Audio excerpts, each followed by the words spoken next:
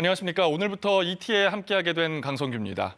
미국의 전기차 회사죠. 테슬라가 텍사스에서 투자자의 날 행사를 열고 테슬라의 장기 계획 청사진을 밝혔습니다. 어떤 내용들 언급됐는지 특파원 연결해 자세한 내용 알아보겠습니다. 이영현 특파원, 오늘 행사에서 공개된 핵심 내용부터 짚어주시죠.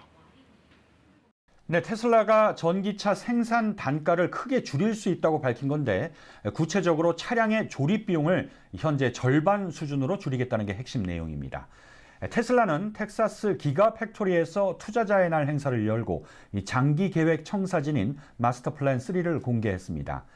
테슬라 측은 2030년까지 현재 15배인 연간 2천만 대를 생산하는 게 목표라고 밝히면서 차세대 모델은 현재 모델 3나 모델 Y 조립 비용의 절반이 될 것으로 기대한다고 밝혔습니다.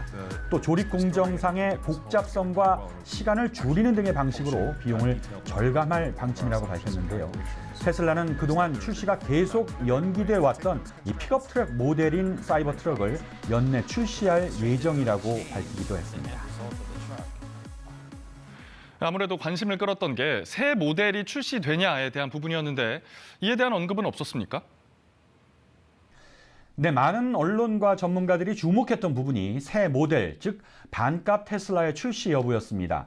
결론부터 말씀드리면 이에 대한 명확한 설명은 없었습니다.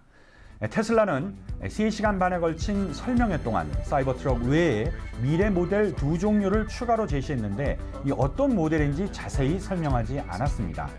결국 질문과 답변 시간에 이 새 모델에 대한 질문이 나왔는데 테슬라 측은 새 모델이 어떤 것인지, 언제, 어떻게, 얼마에 출시할 것인지 명확히 설명하지 않았습니다. 머스크는 2030년까지 10종류의 모델이 나올 것이고 새롭게 나올 모델은 기존 공정과는 차원이 다른 방법으로 생산하게 될 것이라는 설명만 했습니다. 테슬라가 멕시코에 짓겠다는 새 공장도 관심이었는데 이 부분은 어땠습니까? 네, 테슬라는 이번 행사 설명 과정에서 이 멕시코 공장에 대한 언급을 하지 않았습니다. 그러다 질문 답변 순서에서 이 멕시코 기가 팩토리에 대한 설명과 함께 예상도를 공개했습니다. This is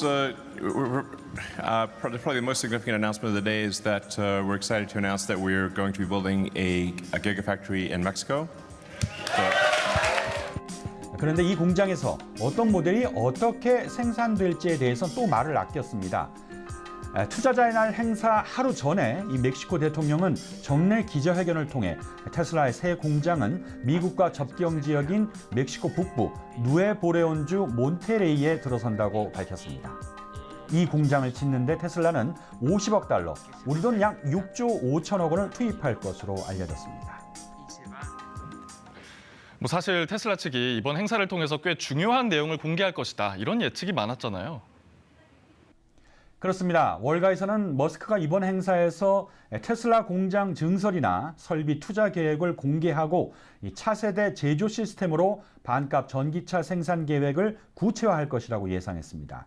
과거 머스크는 현재 모델 3 한 대의 비용으로 전기차 2대를 만들어내는 게 목표라며 향후 2만 5천 달러, 우리 돈 3천만 원대 초반 가격의 전기차를 만들 것이라고 여러 차례 강조했습니다.